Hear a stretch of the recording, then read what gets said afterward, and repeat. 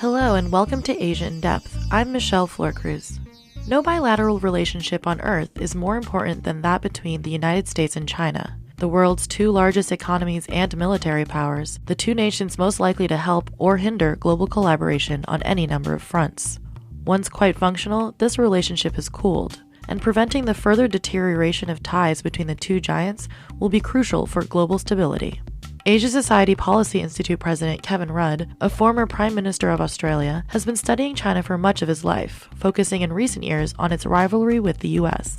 His latest publication, The Avoidable War, The Case for Managed Strategic Competition, is a collection of speeches that examine how the ground is shifting between the two countries. Rudd sat down for an interview with our Executive Vice President Tom Nagorski to discuss the dangerous year and decade ahead in the U.S.-China relationship. Kevin Rudd, great to have you with us. Great to have you with us at the Asia Society generally and for this podcast in particular. And we want to get right to this collection of speeches that you're publishing this week under the heading, The Avoidable War. And you've used and coined that term before. Just want to delve a little bit into those three words. It presupposes, I think, that the U.S. and China might, if we're not careful, be headed towards a war, which is a kind of stark thing, obviously, to think about. Why the title? Why The Avoidable War in the first place? You said why the three words. Let's start with the definite article, the. There's a lot of conflict in the world, current and prospective, but there's one that really matters in terms of global security, global stability, the global economy, and frankly, global climate change, and that is the US-China relationship. Everything else pales into insignificance. Other countries may wish it was less prominent. I'm just a realist. It is the prominent a relationship for the future, not least because of the scale of the two economies, first and second in the world, and the scale of the two militaries, first and second in the world. So let's underline the here. Right, okay, underlined. So go to Avoidable. My good friend from Harvard, Graham Allison, wrote a book 2 or 3 years ago entitled Destined for War. I'm sure it was the publisher's choice of a title rather than Graham himself. Publishers want to sell books. Selling books about conflict tends to be more successful than peace, brotherhood, and eternal hand-holding. But the reality is that there is a growing assumption, I think, in Washington on both sides of the political aisle and in Beijing among both conservatives and some liberal reformers that structurally these two countries are destined for one form of conflict or another over time. Graham Allison would say it's because of the internal dynamics of Thucydides' trap. That is, when you have an established power on the one hand and a rising and emerging power on the other, the structural dynamics of that relationship inevitably results in a competition for hegemony. That's Graham's argument. And so what I say is, but hang on, we're not captured by a bunch of determinist forces in history. We have what the international relations theorists and the political scientists would call agency, human agency. What human beings do and decide actually matters. We do change the course of history through individual leaders' decisions. That's why it's avoidable, apart from such a war being done. And why war? Well, the truth is, look at the respective military establishments. Look at the fact that China's entire military contingency planning centers on a Taiwan contingency, that its deployment of a modernized naval force along China's east coast, but more importantly, its rocket forces along its east coast, are designed around a single contingency. How to push the Americans back to what's called in the literature the second island chain. Think in your mind, Tom, of that line of islands dotted from the Japanese archipelago in the north through Guam and down to archipelagic Papua New Guinea in the south. That the Chinese interest is pushing America back to that second island chain in order to make possible, at some stage in the future, an action against Taiwan, or to sufficiently deter the Americans from ever thinking about such an action, that Taiwan is absorbed into the Chinese universe as a matter of course. That's why it's the avoidable and war. Right, although what you just said makes avoidable seem the one that may be in question, but maybe it brings to mind some other words that you use, and I think it's in the introductory part of this new collection. Decade of living dangerously is, I think, the way you describe. We've just entered a new decade, although some believe technically that's next year, but never mind. But rough patch ahead. So whether it's avoidable or Graham Allison is right, we're destined. Talk about why you think, is it to do with those conflicts in the sea and the islands and all the rest? Why a decade of living dangerously? That's a long time. I've chosen those terms carefully and not just because of poetic license. And that's because many structural factors begin to come together in the decade of the 2020s. And they're along these lines. Firstly, the aggregation of Chinese economic power and the relative size of the Chinese economy carries with it the possibility/probability that by decade's end, China's economy, as measured in market exchange rates terms, will be approaching parity with the United States. A whole lot of assumptions in that about growth rates, etc., in both countries. But if China today is about two-thirds the size of America, projecting ahead even with more modest Chinese growth rates, it is likely to achieve something approaching parity. The second is, if we look at the relative military balance in East Asia, I think the bottom line is China's military capabilities, anchored in its land-based rocket forces, will begin to achieve parity with the United States. In fact, some already, including the American military, describe China as a peer competitor. And that will become sharper and more real in the operational behaviour, the exercises, etc., of the PLA Navy and Air Force out to, as I said, the second island chain. The third factor is if Xi Jinping's reappointed as Chinese president at the 20th Party Congress in 2022, which on the balance of probabilities will occur, then his style of more assertive leadership in international economic terms, in foreign policy terms, and international security policy behaviour will become sharper. And there's a final factor as well, and that is the Taiwan point that we alluded to before. And that is Xi Jinping sees the return of Taiwan as part of his political mission statement. If he's around for the 2020s, then I believe, based on the literature, but also based on my sense of Chinese politics, is that Taiwan-related scenarios are likely to become sharper and sharper. Therefore, the risk of what I describe as crisis and poor crisis management resulting in low-level conflict or high-level conflict over Taiwan becomes progressively greater the more we move through the 2020s. He may just become a more, I don't know whether it's assertive, aggressive, a more confident leader with all this passing of time.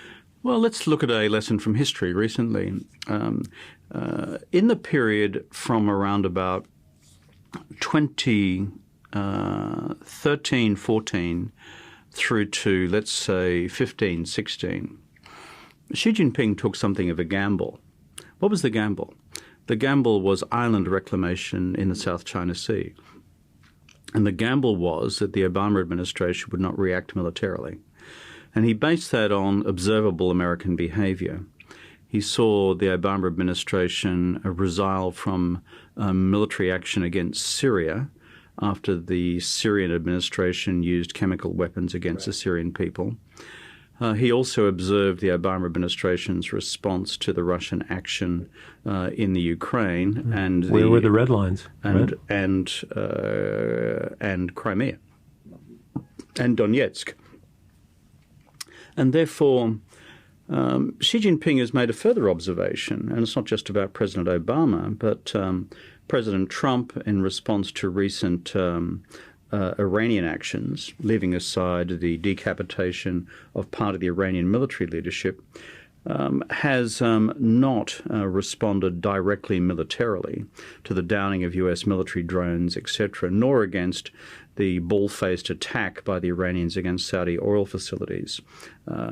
So there are net learnings which people like the Russians and people like the Chinese take from this. So if applied to Taiwan, this is a much bigger call because 22 million people live in Taiwan. No one lives on those rocks in the South China Sea. But the strategic logic I'm advancing in this conversation is against those possibilities that you may see more and more of a Chinese predisposition to push against the door, given their learning so far is that America is unlikely to react militarily, particularly as a full-blown military crisis and war in the Taiwan Straits would cost the US Navy dearly, and the US military dearly, and the US Air Force dearly, because China's capabilities are sophisticated without predicting an outcome. Right. So from that sobering thought, let's just take a quick step backwards, quite a big step backwards. Just to ask you, because I'm not sure, we know you here at the Asia Society, Kevin Rudd, as a great student of China, of the language, the people, the country, as you've been hearing, the current politics and the situation. But I'm not sure, many in our audience will know you first and foremost as a prime minister and a foreign minister in Australia. Can you just explain briefly how you first came? I think you wrote in your memoir, been fascinated even as a child with China. Where'd that fascination come from? And then you went at a young age to study there, right? I grew up in a small town in rural Australia on a farm, and I wasn't really much taken by animal husbandry, and a career therein. Neither of my parents had been educated, neither of them had finished high school, but my mother always used to throw books at me, books on the world, including books on China. And so these were just general history books or picture books of classical archaeology. So as a kid, not terribly interested in the number of cattle on the farm that day. I used to just sit under a tree and read this stuff. So it was purely based on maternal encouragement and a predisposition not to become Crocodile Dundee. And then I suppose on top of that, I remember when China entered the UN, my mother came bursting into my bedroom with that day's newspaper saying, China enters the UN. And as an uneducated rural Australian woman said, this will change the world. There you go. So these things have an impression on you. So I went off to study Chinese at the university, Australian National University. In fact, I never studied in China itself. I graduated with Chinese language and history majors. And then essentially in the 80s, you were unemployable if you had China skills because the Chinese economy had not taken off. Right. So someone said you should apply to join the Australian Foreign Service. I didn't even know what one of those was. So I applied, and to my great surprise, I was admitted and eventually landed in the embassy in Beijing, and the rest is history. Right. Well, we're very glad that your mother threw those books at you. We'll just say that. She was a wise woman, my mum. So let's come back to the present then. We're speaking just a few days after the signing in Washington. I think you were in Washington at the time, of what's been referred to as the Phase 1 trade deal between the United States and China. I was going to say ending, but it isn't really ending. I guess ending for the moment all the Sturm und Drang that we had around this issue, and markets soaring and plummeting, and businesses in this country at least not knowing what to do one day to the next. Can you say something about how you think, are the two countries, do you think, in pause mode now in terms of their hostilities on several fronts? Is there a sigh of relief in Beijing and in Washington? We know that Donald Trump is, well, he's got an impeachment to worry about, but he has an election also in November. Do you think, reading the tea leaves there, that a calmer sea between the two countries is in his interest? And I mean, what do you think in the short term are the consequences of this thing getting done last week? Yeah, I was privileged to be invited to the signing ceremony at the White House, and I could see palpable signs of relief on various faces, both Chinese and American. But the truth is, this is the trade policy equivalent of Panmunjom. It's a ceasefire. It's not even a peace treaty in terms of the economy, and God knows where it goes to from here. But guess what? Ceasefires are better than live fire, in my experience, both in economics and in the military. So the fact we're not looking at any further increase in tariffs, the fact that we've had some modest reduction in existing tariffs, and the fact that there are some agreements on the further protection of intellectual property and some agreements on forced technology transfer and some agreements on sectoral market opening. These, to be fair, are what I describe as 5 or 6 out of 10 advances. But the rest of the economic engagement continues. I'm sceptical about whether this is likely to result in full-scale decoupling, but the technology war is alive and well. Huawei is simply emblematic of a number of parallel decision points for America, its allies, and China in the decade ahead, the year of living dangerously. AI looms very close behind. Foreign direct investment in both countries by China slowing radically into America. American numbers sort of holding up into China. Capital markets collaboration still very big. It's a $5 trillion plus business. Talent markets, some restrictions emerging in the United States about Chinese scholars coming here to study. What happens in the future regulation of product standards, given China's lead in various technology categories? A big unresolved debate and fight between the two. So I think we're going to have a continuing economic war is the wrong term, but I would say engagement of a hard nature.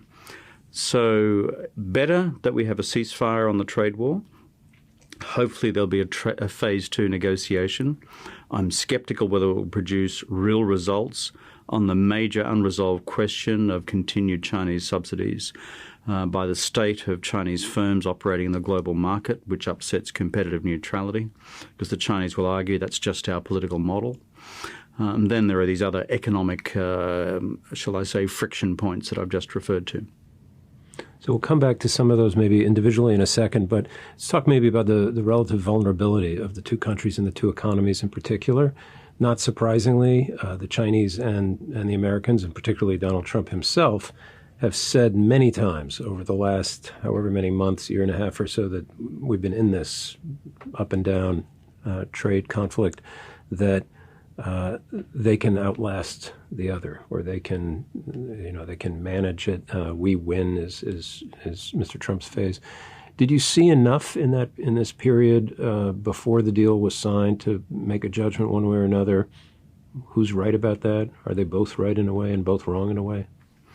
Well, they're both spinning like fury to their domestic markets that this was a win for, insert correct word, Chinese and or American people, depending whether it's the People's Daily or the Washington Post. But the bottom line is both of them were united in a common vulnerability, not objectively on trade. That's where China is infinitely more vulnerable, because the simple size of Chinese exports to America, $500 billion a year out of a $12 trillion Chinese economy, that is a big number in terms of lost Chinese GDP if we were all to go down the gurgle. Whereas the American number out of a $20 trillion economy is you're looking at $150 billion worth of American exports to China. Still not insignificant, particularly if you happen to be selling semiconductors. It represents half of all semiconductor sales. That is the China market from the United States.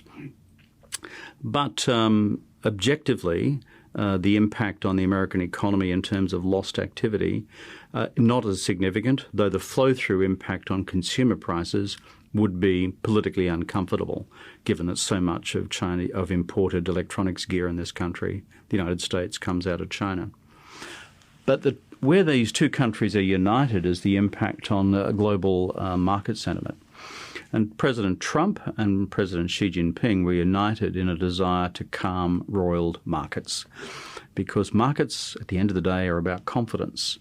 And if markets were concluding that these two guys were engaged in the shootout at the OK Corral on trade and tariffs, that this could have objectively a big hit on the Chinese economy, which in turn, because of its global significance, would have a big hit on the rest of the international economy. So market logic ultimately caused the Trumpster, the Donald, as well as Xi Dada, Uncle Xi, to basically have an encounter with reality. So look, you've been in this country long enough, Kevin Rudd, to now refer to our president as the Donald and the Trumpster. That's right. Wonderful. I've been here too long. Okay. Let's get to a word that you used a moment ago, which I don't believe, at least in terms of defining the U.S.-China relationship, has been in the vocabulary for too long, and that's decoupling, right? And it means what it sounds like, that there's, and I guess it comes back to what's inevitable and what's not, but there are those who are saying that a great decoupling is already underway between the United States and China. Curious to know whether you think that's really true or not, but also you had a phrase in one of the speeches that is being published this week. You said a fully decoupled world, meaning between the United States and China, would be a deeply destabilizing place. Explain for our audience what you mean by destabilizing and what if the two countries really are cleaved in that way, where we're headed. Well, earlier in our conversation, I ran through some of the dimensions of continued coupling and prospective decoupling. And it's a varied picture. In fact, one of the addresses in this compendium deals specifically with the complexity of all of that. So it's uncertain which way it will go in aggregate. I think it's very much in the balance. The negative drivers are trade and technology and talent. The positive drivers are capital markets, in my view. And then there's a question mark about the future of the currencies and what is the future of the renminbi as a long-term challenge to the dollar. So I simply put that out there into the uncertain category. I think the other thing, however, to be said about decoupling is our Chinese friends may be concluding that whatever America says, it's going to decouple anyway as a precursor to a form of containment of China, period. And the danger of that, as China embarks upon a strategy of national technological self-reliance, is that it becomes a self-fulfilling prophecy. Right. That is, as countries like China, the second largest economy in the world, on market exchange rates terms, concludes that for fear of being cut off in our traditional supplies, we're going to double down and become self-reliant. So why is it dangerous and destabilizing, in the phrase that you've just referred to, is that for the rest of the world, this creates a series of binaries. As I said, I think the Huawei case is just kind of starters in a four-course meal. An appetizing starter. Yeah. So the soup is more likely to be a range of emerging artificial intelligence technologies, which some of which we may not yet have heard of, but which will become common names as the 2020s, the decade of living dangerously, unfolds. When we get to the main course, it could come to questions of capital markets, despite the high level of codependence at the moment. And then for the dessert in this very uncomfortable meal, which will give us all indigestion, to sustain these appalling metaphors that I'm using in this conversation. I think they're excellent. But the rancid dessert would be a decision to, as it were, set up alternative currencies to the United States dollar. Oh, wow. Yeah. And people will argue about the probabilities of that. China, if it could get away with it, would like to do that, because when China looks down the track, it sees how America has weaponized the dollar in various financial, trade and economic sanctions against both the North Koreans, the Iranians and the Russians. And they wonder how long it will be before it happens to them. So therefore, what do they do about that? At present, they are minded not to, for fear of the learned lessons from the Asian financial crisis of the 1990s. when they saw how American hedge funds and global hedge funds could destabilize the economies of various Asian countries by speculating on their currencies. And that's what happened, in Malaysia and elsewhere. But so the Chinese are under a conservative Marxist-Leninist leadership, are very wary about providing that level of vulnerability to external capital markets / financial markets in particular. But think about this. If China really becomes bigger, and the projections are it will, do they get to a stage in critical mass terms that no gaggle of foreign hedge funds could actually present any objective destabilizing factor, and do at that stage, notwithstanding a non-traded, notwithstanding a floated RMB, dirty float or clean float, could the Chinese system navigate that internationally without fearing any real vulnerabilities domestically? Another reason why it's the decade of living dangerously. Right. Before we leave tech, just one follow-up if I can. And I'm not sure I have this right, but in an argument you hear advanced a lot, I think, in China or by Chinese here, is when it comes to AI and deep learning and all these areas, we're investing in it. We're making it a high priority, and we have for some time now. And so, sure, we're winning. We're doing well. And by the way, we've got this incredible storehouse of data, which is the fuel for AI and all the rest. So you can contain us, but it isn't really fair because we're just, we're winning fair and square here. What's wrong with that argument, if anything? Well, the Chinese have invested enormously in artificial intelligence, just as they invested enormously a decade ago in what has now become 5G. They did it as a strategic national investment. This was not just the spontaneous combustion of a firm called Huawei. They decided that they were going to take the commanding heights of next-generation mobile technologies. And as we know, 5G has enormous general applications across all technology spaces because of convergence. And so AI is a similar national strategy. Look at the China 2025 strategy, which was announced in 2015, where China again seeks to take explicitly, in their own terms, the commanding heights. So what's wrong with it in terms of the legitimacy of other critiques? It's what we discussed earlier in terms of the US-China trade deal. It's the level of state subsidy engaged to the extent that American firms, Korean firms, Japanese firms, Taiwanese firms like TSMC, big producers of semiconductors, they will begin to question the extent to which this is any longer a level playing field. Right. That's the first thing. I think the second thing, though, which you hear from the Europeans in particular, is about, let's call it data governance regimes, digital governance regimes. And you don't have to be a Rhodes Scholar to work this out. China has a state-centric, a sovereign state view of data, which is, we got some data here, we the state own it, thank you very much, no questions asked. The Europeans have a citizens' privacy centrality to their global data and digital management regimes. In the good old US of A, it's whatever corporate America wants, thank you very much. It's the wild, wild west for corporates, as long as government's going to get to touch it. And there's a slow citizens fight back against the big four in America. Yeah. But the governance regimes is the other set of concerns about the utility of that data and where it would be harvested and how it would be used. And therefore the fairness, right?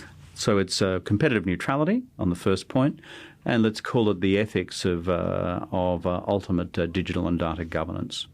Now, you mentioned, Kevin, a moment ago, the issue of talent in this country, and in one of your talks, you've called it a great decoupling in human talent, by which you're referring to the students and scientists and others in this country, Chinese or Chinese American, who, by their own accounts and sometimes others, the accounts of others, are coming under suspicion simply because of their nationality, sometimes for other reasons.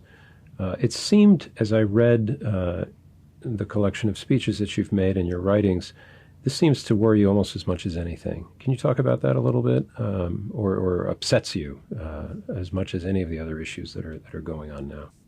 It does disturb me enormously because it's where legitimate debates about competitive neutrality in the economy and ultimate national security concerns bleeds into base racism. And I cannot abide any form of racism.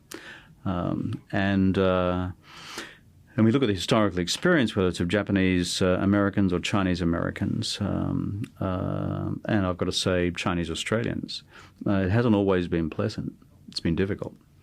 And so therefore, the challenge for American public policy for the future, in my judgment, is to sufficiently quarantine legitimate and objective national security concerns, on the one hand, against taking the lid off Pandora's box to allow the demons of racism to run riot in this country, as there's a danger in parallel terms to that happening in my own country, Australia. I have a view of the sophistication of our intelligence agencies. I've been Prime Minister and Foreign Minister of my own country. We're one of the Five Eyes. We work with the Americans very closely. I have some sense, therefore, of the capability of these agencies. I've worked with them. Therefore, my own judgment is that, properly resourced, our agencies are perfectly capable of examining, analysing where any real as opposed to rhetorical problems exist in any particular areas of research in, let's call them, critically sensitive technological areas in our universities or beyond our universities in America and Australia, without launching some anti-Chinese racist jihad, pardon me for mixing metaphors one more time. So I get really concerned about that as a matter of principle. But secondly, it's utterly self-defeating in terms of American interest. Look at the proportionalities of Chinese Americans and Indian Americans in Silicon Valley, for God's sake. Right. Look at them across the entire tech research space worldwide, including in my own country. It's self-defeating for the United States to do this. And finally, so much of the pro-American constituency, which is still alive and well in China itself, comes from now generations of American-educated alums doing a whole bunch of interesting stuff in China itself. So do you want to say to them all now, sorry, door closed, it was a mistake to have you and we don't want you again?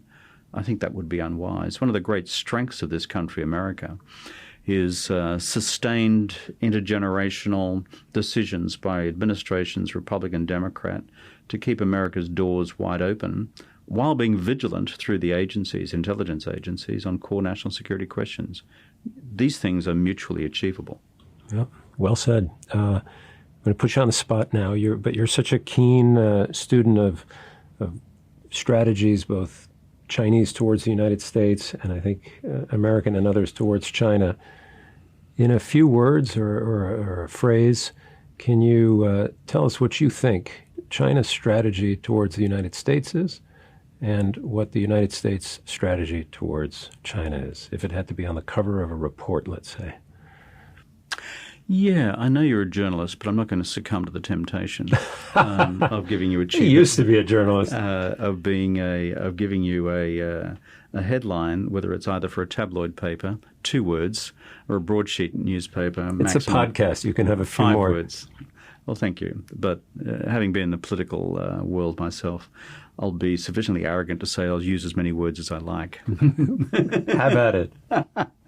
So there's the gentle pushback. And these are complex concepts to describe. Sure. In fact, let me back up one bit. There is almost a conceptual disease in this country, America, to reduce everything to haiku. And that is, it's either got to be a snappy word like containment, George Kennan's word to describe U.S. strategy towards the Soviet Union from 1948 to 1991.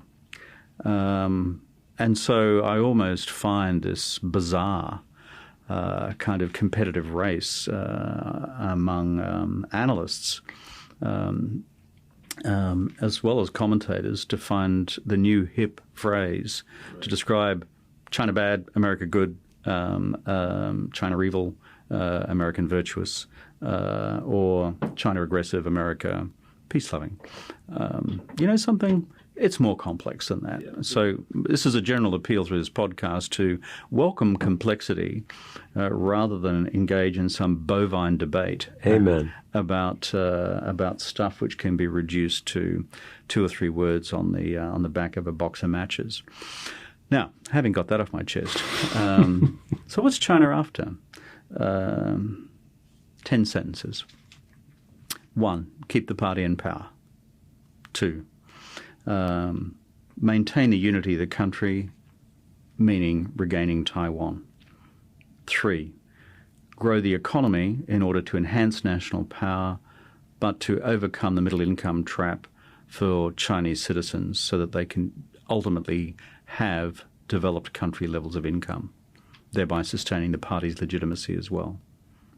4, do it, however, now in a manner which doesn't kill the environment, because Chinese people want to have clean air to breathe as well. So sustainable growth is now no longer at the margins, it's at the centre. 5, modernise and expand the PLA to become a regional peer of the United States and to give the United States enough to worry about globally. 6, consolidate China's 14 neighbourly states, that is, states with whom it shares a land border, in relationships which are benign and ultimately compliant with China's core interests, but not invading them. China has no interest in military occupation of any other country. 7, push the United States back to the second island chain in East Asia and ultimately fragment American alliances with Korea, Japan and Australia on the ground of the presence of the Chinese economy as a dominant factor in those countries' national politics. Then, second last or third last would be on China's continental periphery to the west, through the Belt and Road Initiative, turn Eurasia into China's next economic growth zone, and doing a build-out of the region's infrastructure in the same way China did domestically, but ultimately making it more compliant to China's long-term foreign policy interests as well. Finally, second last, in the rest of the developing world, which is the rest of Asia, the rest of Africa, the rest of Latin America, see those as long-term Chinese markets as well. Expand your economic footprint there, but also through the process obtain sufficient support from them in global forums as national governments to defend China's multilateral interests through the United Nations and other such entities. And finally, on the global rules-based order, increase China's presence and purchase and influence in the existing global institutions, the UN, the Bretton Woods institutions, the G20 and the rest, while growing an entirely different set of institutions which are much more Sino-centric, the AIIB, the Belt and Road Initiative, and others like it. Apart from that, they've got plenty of time between midnight and 2 o'clock in the morning to go and have some and fun. let the record show that Kevin Rudd just ran through those 10 parts of the Chinese strategy with no notes here. Well, I've thought about this stuff for a while, and the Chinese don't talk in these terms, by the way. But when I say to my Chinese interlocutors, this is the stuff that I lecture on at West Point, and they say, well, yeah. About right. And on the U.S. side, I think you intimate a little bit in some of your speeches, if I'm not mistaken, that there's an absence of a strategy a bit on the American side towards China. Yeah, I'd say at this stage of the process, the American political class, Republican, Democrat, have an attitude about China, but they don't have a strategy for dealing with China. Right. In fact, if I could describe the American attitude is, we're damn mad because they're not playing fairly. No, I get that. But can I say to my American friends, attitude does not equal strategy. It doesn't equal tactics. There's a second reason as well. The White House is a house divided under the Trump administration between those who are full-blown containment right-wingers through to more middle-of-the-road, let's just get the economic relationship sorted out, through to those, again, at one extreme of the argument, who would say, let's really embark upon a serious Cold War. and let's do what we can to crush the Chinese economy now while we still have a chance to do so. So if you look carefully at the internal debates of the Trump administration, they bounce around those three constituencies. At a strategic level, the administration correctly will point to the national security strategy of end of 17, where China was formally designated as a strategic competitor. You will also look at the objectivity of the trade war. It was launched and it's been conducted, but as yet with an unclear and unclean resolution. So when I say America has an attitude rather than a strategy, it's not just a throwaway line. It's just my observation, frankly, of a House divided in Washington. And the Democrats focused at this stage on defeating Trump. If we asked for the Democrat strategy for dealing with China on day one, they don't have it yet, but I'm sure a whole bunch of intelligent people are working on it. But we're unlikely to see that until after a new administration's formed, if it's formed. Well, you've in a way half answered what was to be my last question, which is what difference does it make in terms of what we've been talking about, avoidable war, tough decade, or how it's seen from China, whether Donald Trump is reelected or not?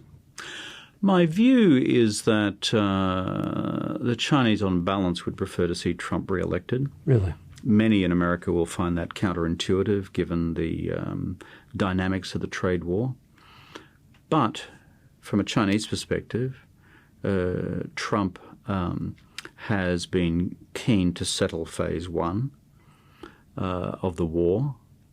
From a Chinese perspective, he hasn't given the US military authorization to embark upon any new robust military measures against China in the South China Sea or elsewhere. And from a Chinese perspective, Trump is monumentally disinterested in human rights. Right. And so from a Chinese perspective, that's kind of half win, win, win. Mm-hmm. Now, will that change with the second Trump administration? The Chinese don't know that. If there are Chinese concerns, it's whether Trump, unconstrained by the disciplines of the need for a further re-elect, lurches towards the containment side of the House. But on balance, I think that's improbable simply because Donald Trump, they've observed, is a markets man. And if China was to tank the entire relationship with the United States, with the People's Republic of China, the economic consequences in market confidence around the world would go through the floor. So that's why I think the Chinese, on balance, would prefer to see Trump re-elected. And on the Dem side, I think what the Chinese are most concerned about is the re-emergence of a Hillary Clinton-type phenomenon, not in the personality of the president, but in terms of, let's call it, the rigor of the strategic approach towards China, which Hillary Clinton, I think, would have delivered because she was a vastly experienced Secretary of State, and that there are enough Clintonians and continued Obameristas, to coin a phrase, to form the engine room of a political foreign policy and intelligence policy and economic policy establishment under a Democrat presidency to, as it were, resolve a strategy. I think, difficult to say, it would depend ultimately on the nature of any Democrat president, different under Biden than it would be under Sanders or Warren. But I think the Chinese are more concerned about the possibility of that occurring, particularly if fueled by more baseload Democratic Party sentiment out of the left about China on trade practices and human rights, which, as you know, as a long-term observer, Tom, has been part of the Democrat Party's critique of China for decades. It's not new. Yeah. Kevin Rudd's collection of speeches, The Avoidable War, is out now. You can find it at asiasociety.org. Kevin, great to talk to you as always. Thanks so much for joining us. Thanks, Tom, for inviting me. That'll do it for this week's episode. You can check out our show page at asiasociety.org/podcast and keep up with what's going on with us on Facebook and Twitter at Asia Society. I'm Michelle Florcruz. See you next time.